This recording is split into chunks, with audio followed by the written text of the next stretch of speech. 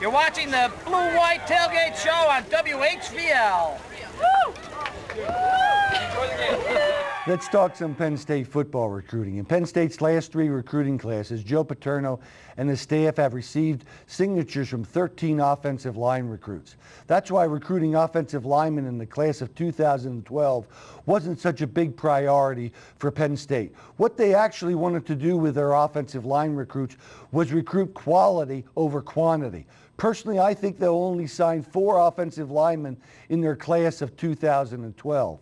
With still 5 months approximately left until National Letter of Intent Day for the class of 2012, Penn State has already received verbal commitments from 4 players that are expected to begin their careers starting on the offensive line for the class of 2012.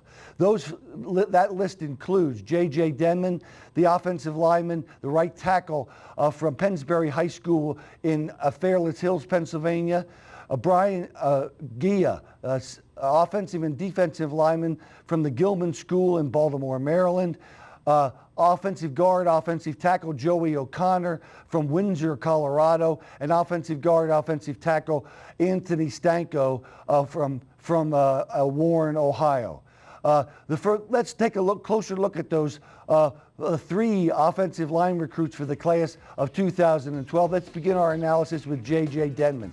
J.J. is a 6'7", 305-pound offensive lineman. He's rated one of the top 3 players in the state of Pennsylvania for the class of 2012, and the young man is also rated one of the top 2 offensive line prospects in the Northeast for the class of 2012. He ended up picking Penn State over Notre Dame, Wisconsin,